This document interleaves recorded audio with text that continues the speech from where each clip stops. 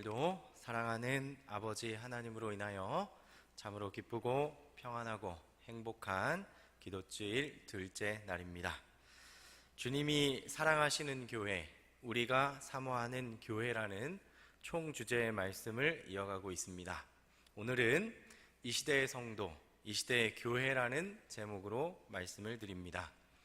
먼저 본문 말씀 요한계시록 12장 17절의 말씀입니다. 요한계시록 12장 17절 말씀 제가 읽겠습니다. 용이 여자에게 분노하여 돌아가서 그 여자의 남은 자손 곧 하나님의 계명을 지키며 예수의 증거를 가진 자들과 더불어 싸우려고 바다 모래 위에 서 있더라.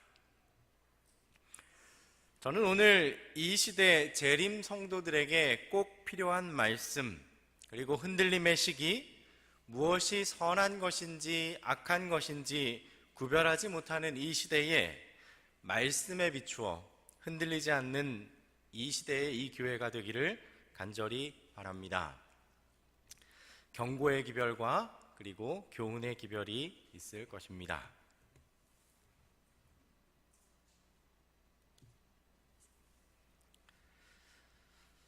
마지막 날 사건들 174페이지에는 이렇게 기록하고 있습니다. 시련이 우리를 빽빽히 둘러쌀 때 우리의 대열에는 분리와 연합이 둘 다 있게 될 것이다. 지금 전쟁 무기를 들 준비가 된 어떤 사람들은 실제적인 위험의 때에는 그들이 견고한 반석 위에 세움을 입지 않았음을 드러낼 것이다. 그들은 시험에 굴복할 것이다. 큰 빛을 가졌고 귀한 특권을 가졌으나 자신들을 향상시키지 않은 자들은 이런저런 구실로 우리에게서 떠나갈 것이다. 여러분, 말씀에 의하면 교회를 떠나가는 사람들이 있을 것이라고 합니다. 그들이 교회를 떠나갈 때 보여주는 태도가 있는데 그것은 이런저런 구실입니다. 이런저런 구실, 쉬운 말로 하면 뭡니까? 이 핑계 저 핑계라는 것이죠. 여러분, 우리의 삶에 많은 핑계거리가 있습니다. 종종 이렇게 말하죠. 내 안식일에 교회는 못 가지만 마음은 있어요. 여러분, 마음이 있으면 교회에 와야 합니다. 하나님께서는 다른 날이 아닌 제7일 안식일 그 날을 축복하시고 복 주셨습니다. 여러분, 선지자 예레미야 시대에도 똑같은 일이 있었지요. 백성들이 예레미야 선지자에게 옵니다. 그리고 말합니다. 제발 우리를 위해서 기도해 주십시오. 제가 당신의 말을 청종하겠습니다. 그렇지만 말만 그렇게 하고 그들은 예레미야의 말을 도무지 듣지 않고 그의 말을 청종하지도 않았습니다. 사랑하는 여러분, 우리는 하나님의 말씀을 청종하는 백성이 되어야겠습니다. 그리고 기도해야 할 것입니다. 그래서 여러분, 오늘 이 자리에 오셨죠? 이 기도주간 여러분 올리시는 모든 기도가 주의 이름으로 응답받게 되기를 간절히 소망합니다. 여러분, 이런저런 핑계, 신앙을 말씀에 맞추는 게 아니라 내 신앙을 상황에 맞추고 있는 사람들을 말합니다. 그래서 그들의 신앙은 늘 제자리입니다. 향상이 없습니다. 우리의 신앙이 상황에 따라 바뀌는 신앙이 되어서는 안 되겠습니다.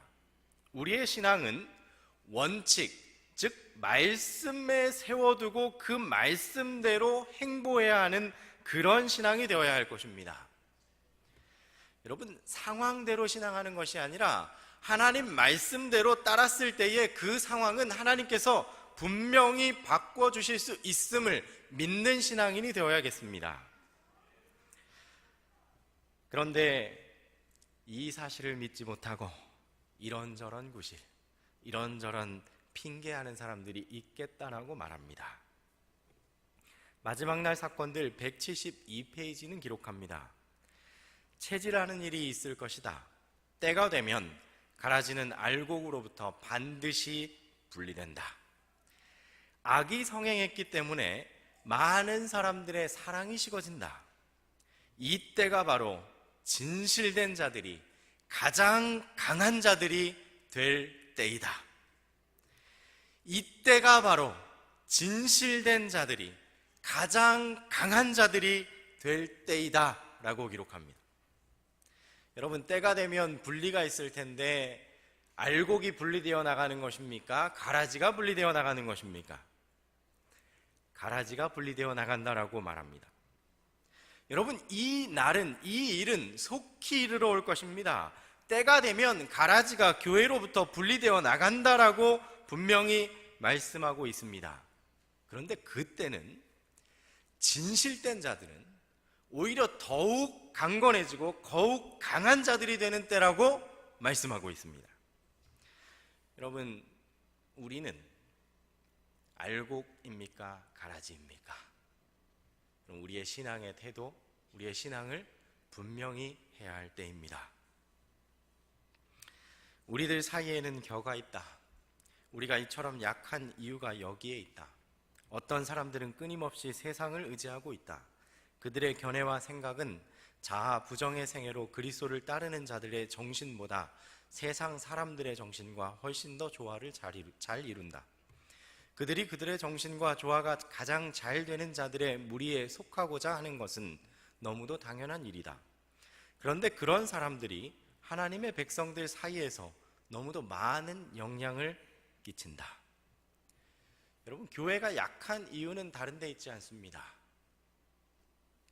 어떤 사람들은 끊임없이 세상을 의지하고 있다. 그런데 그들이 의지하는 것으로 끝나는 것이 아니라 그들의 영향이 교회에 너무도 많이 미치고 있다는 것입니다. 오늘날 교회가 약한 이유가 이것이라고 지적합니다. 여러분, 함께 우리가 보았던 본문 말씀에 마귀가 자기의 때가 얼마 남지 않은 줄 알고 분내어 간 곳, 분내어 내려온 곳, 그곳이 어디입니까? 한 번 더 보도록 하겠습니다. 우리 함께 읽도록 하겠습니다. 용이, 시작. 용이 여자에게 분노하여 돌아가서 그 여자의 남은 자손 곧 하나님의 계명을 지키며 예수의 증거를 가진 자들과 더불어 싸우려고 바다 모래 위에 서 있더라. 여러분, 최후 마지막 때에 용이 분내어 공격하는 것은 하나님의 남은 교회, 남은 자손, 제7일 안식일 예수 재림교회라는 사실을 기억하시기 바랍니다. 여러분, 사단이 이 제7일 안식일 예수 재림교회를 무너뜨리기 위해 사용하는 방법이 있습니다. 두 가지가 있는데 외적으로 한 가지, 내적으로 한 가지가 있습니다. 외적으로는 이 교회가 이단이라고 비난하는 것이고, 내적으로는 교회 안에 불신을 조장하는 것입니다. 그래서 많은 사람들이 이런저런 이유들로 흔들리는 것입니다. 이유 없이 흔들리는 게 아니에요. 바벨론의 죄들은 공개될 것이다.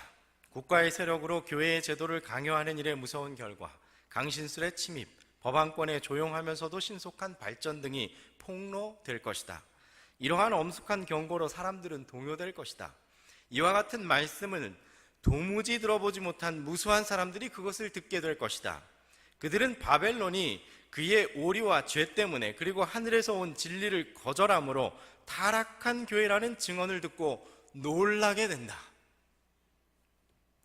여러분, 마지막 때에 펼쳐질 책은 요한계시록과 다니엘입니다. 그래서 그 말씀은 바벨론의 정체를 온 세상에 폭로하게 될 것입니다. 그리고 그 외침은 그 바벨론에서 나오라는 경고의 기별이 외쳐지게 될 것입니다.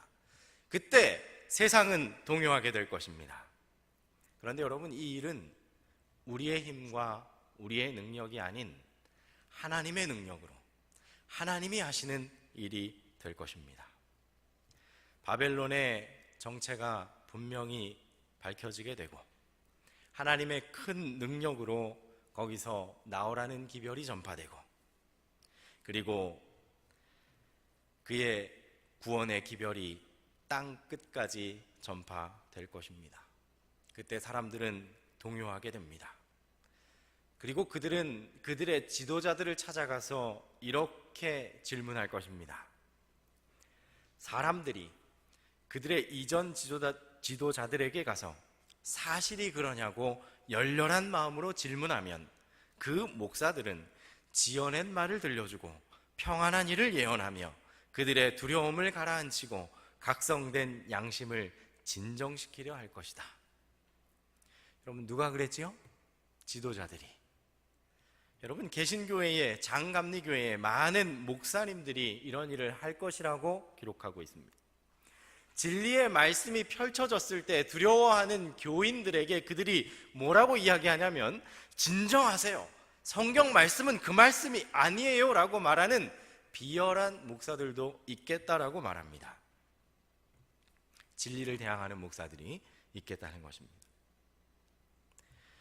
투쟁이 새로운 국면으로 들어가고 사람들의 마음이 유린된 하나님의 율법을 향하여 돌아서면 사단은 분노하게 된다. 여러분, 사단이 싫어하는 사람은 어떤 사람일까요? 경고의 기별을 듣고 하나님께 돌이키고 율법을 사모하여 안식일을 거룩히 지키는 자, 그들을 향하여 사단은 분노하게 됩니다. 여러분, 그래서 욥이 까닭없이 고난을 받았던 이유는 누구의 분노의 대상이 되었기 때문입니까? 사단의 분노의 대상이 되었기 때문인 것입니다. 고난이 있다면, 또 삶의 어려움이 있다면 사단이 우리를 공격 대상으로 삼고 그 신앙을 약화시키고 흔들기 위한 공격이라는 사실을 또한 기억해야 하겠습니다.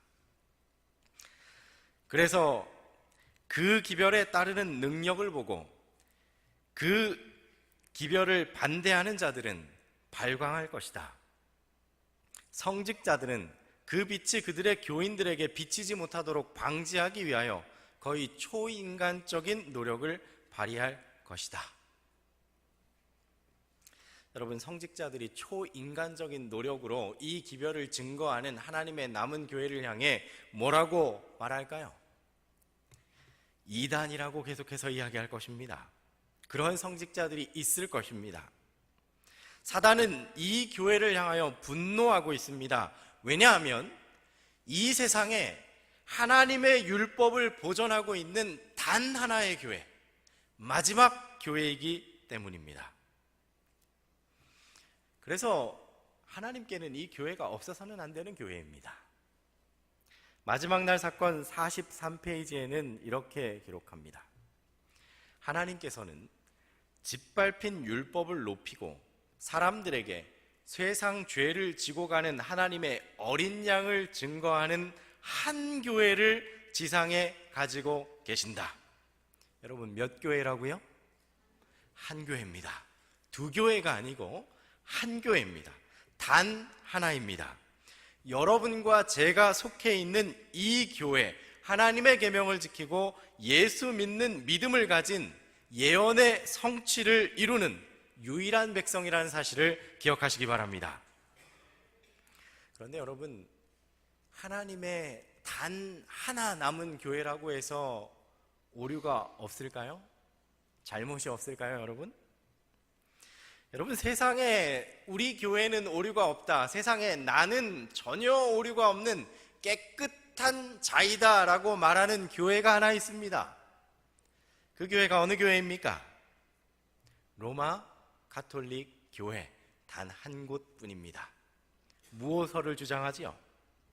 그리고 하나님의 자리에 앉아있는 사람은 누구입니까? 바로 교황입니다. 그에 반해 여전히 실수가 많고 잘못이 있고 오류가 있는 하나님의 남은 이 교회는 연약한 교회입니다.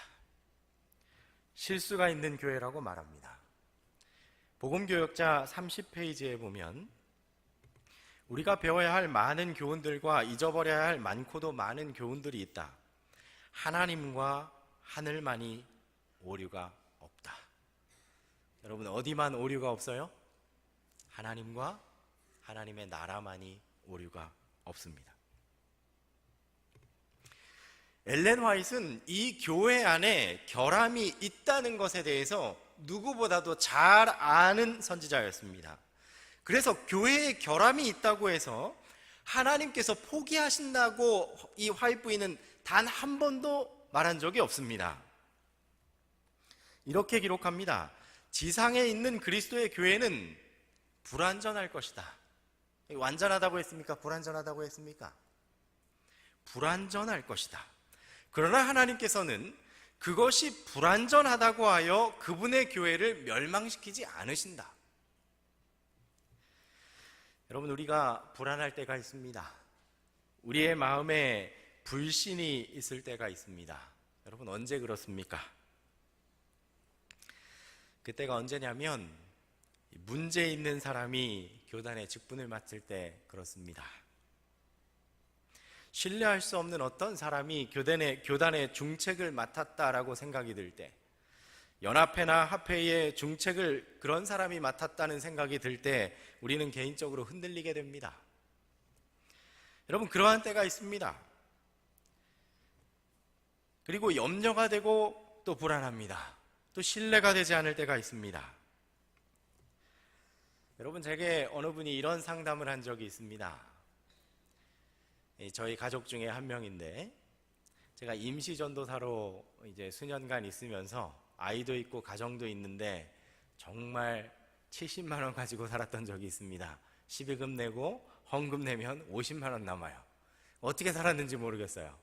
근데 저희 가족 중에 한 분이 제게 이렇게 이야기했습니다. 내 11금 어차피 목회자한테 주는 건데 저한테 주겠다는 거예요. 제가 뭐라고 대답했을까요? 절대로 안 됩니다. 11금은 합회를 통해, 교회를 통해 합회에 드려지도록 그렇게 조직됐고 선지자께서 그렇게 하도록 명령했습니다. 11금은 내 것이 아닌 하나님의 것입니다. 정 주고 싶다면 11금은 하나님께, 나머지 11금은 제게 주셔도 되겠습니다. 이렇게 이야기했습니다. 여러분, 우리 마음에 이런 마음이 들 때가 있습니다. 11금을 좀 다른 데 보내고 싶고 내 마음대로 좀 쓰고 싶고. 여러분, 우리의 마음에 불신이 있으므로 이렇게 할 수도 있습니다. 그러나 급기야는 우리가 교회의 조직에서 이탈되든지 교회를 떠나든지 독자적인 노선을 따르기로 고집하는 사람이 될 수 있다는 사실을 기억하시기 바랍니다. 그리고 그런 사람들이 생길 것을 또한 경고하고 있습니다. 옛날 이스라엘 가운데서와 같이 이 마지막 날들에 남은 무리 중에서도 독자적으로 움직이기를 원하며 하나님의 영의 가르침에 순복하려고 하지 않으며 충고나 권고를 들으려 하지 않는 자들이 있을 것이다. 그러한 자들로 하여금 항상 마음속에 하나님께서는 지상에 한 교회를 가지고 계시며 그 교회에 그분이 능력을 위임하셨다는 사실을 명심하게 하라. 사람들은 권면과 책망을 멸시하면서 그들 자신의 독자적인 판단을 따르기를 원할 것이다. 그러나 그들이 그렇게 한다면 정녕 믿음에서 떠나게 될 것이며 영혼들에게 재앙과 멸망이 뒤따르게 될 것이다. 여러분, 몇 교회라고요? 한 교회입니다. 여러분, 정말 명심해야 합니다. 우리가 영감의 글에 정말 주의해야 합니다. 여러분, 물론 그러신 줄 알지만 노파심에 또 교회란 주제를 가지고 여러분께 말씀드립니다. 여러분, 이 부조와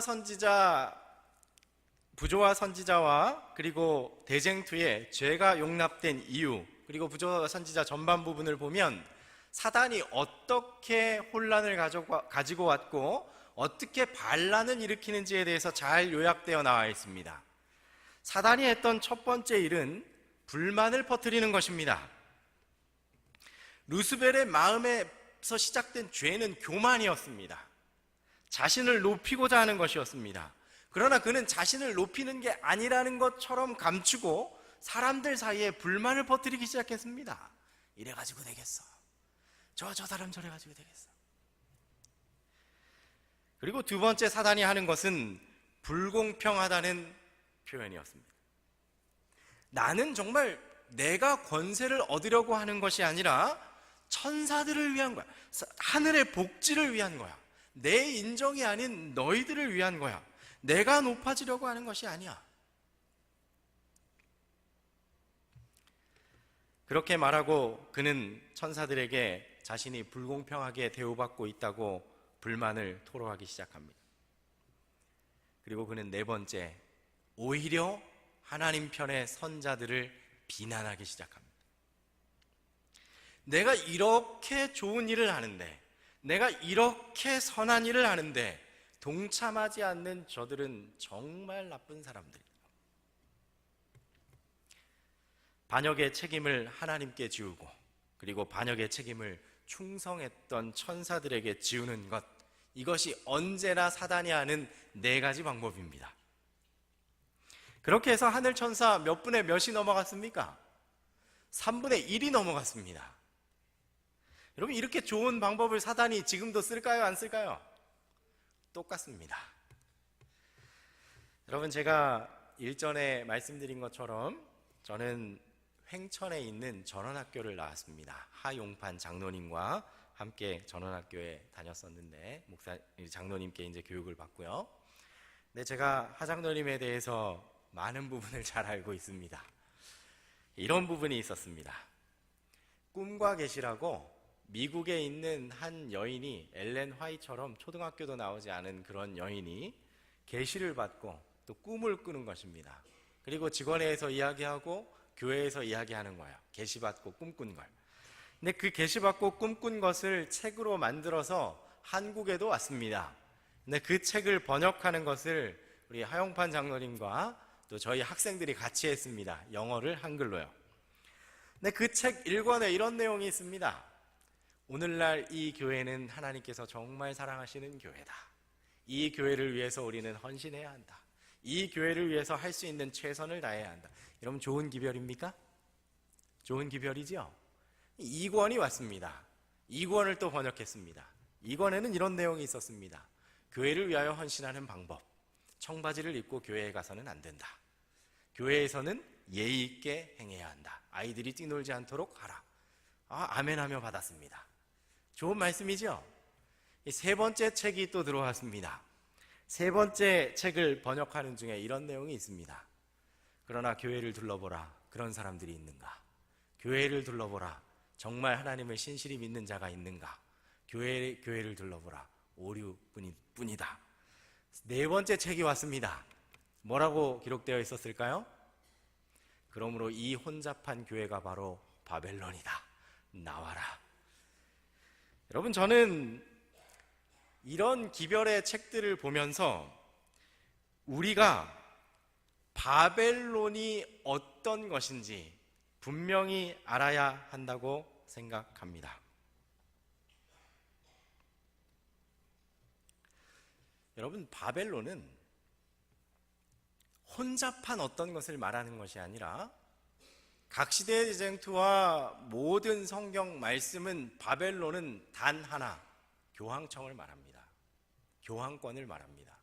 그리고 그의 사상은 어떤 혼잡한 것이 아닌 자신을 높여 하나님의 자리에 두는 것, 그것을 바벨론이라고 말하는 것입니다. 여러분, 분명히 아시고 절대로 흔들리지 마시기 바랍니다. 여기 복음개혁자 61페이지는 말합니다. 하나님께서는 한 교회, 선택된 한 백성을 갖고 계신다. 몇 교회요? 한 교회입니다. 많은 백성입니까? 한 백성입니까? 한 백성을 갖고 계십니다. 모든 사람이 내가 보아온 것처럼 그리스도께서 얼마나 밀접하게 그분 자신을 그분의 백성과 일치시키는지를 볼 수 있다면 그 교회를 바벨론이라고 공공연하게 비난하는 따위의 기별은 전혀 들리지 않을 것이다. 여러분, 여기서 한 사람, 저기서 한 사람이 아닌 오직 지상에 있는 제7일 안식일 예수 재림교회, 하나님의 율법을 보존하는 연약하고 흠이 있고 실수가 많지만 하나님께서 가장 깊은 관심을 기울이는 교회, 그것이 바로 우리 교회입니다. 교회는 마치 쓰러질 것처럼 보이나 결코 쓰러지지 않을 것이다. 교회는 시온에서 죄인들을 체질해내고 보배로운 알곡에서 쭉정이를 가려낼 때까지 남아있게 될 것이다. 이것은 실로 두려운 시전이지만 이 일은 반드시 겪어야만 할 것이다. 여러분, 다시 한번 묻습니다. 누가 떨어져 나갑니까? 알곡입니까? 가라지입니까? 가라지가 떨어져 나갑니다. 무너질 것처럼 보이는 이 교회, 결코 붕괴되지 않을 것입니다. 용이 여자에게 분노하여 돌아가서 싸우려 하는 이때에, 싸움이 점점 심각해지는 이때에 우리에게는 엘리사가 구했던 갑절의 영감이 필요합니다. 사랑하는 여러분, 깨어 기도하시는 저와 여러분이 되기를 간절히 바랍니다.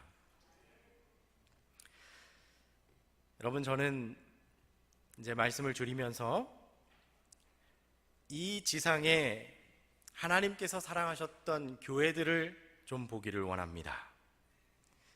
여러분, 하나님께서 이스라엘 백성을 택하셨는데요, 그 지도자들 중에 하나님과 마음이 합했던 지도자는 누구입니까? 여러분, 사울이 하나님의 뜻대로 했습니까? 여러분, 다윗조차도 하나님 앞에 범죄했습니다. 여러분, 그의 아들 솔로몬은 하나님의 뜻대로 온전한 왕이었습니까? 여러분, 결코 그렇지 않습니다. 그러나 하나님께서는 오히려 악한 왕들이 많은 그 나라였지만 주님의 뜻을 이룰 때까지 붙잡으셨습니다. 그리고 끝까지 함께 하셨습니다.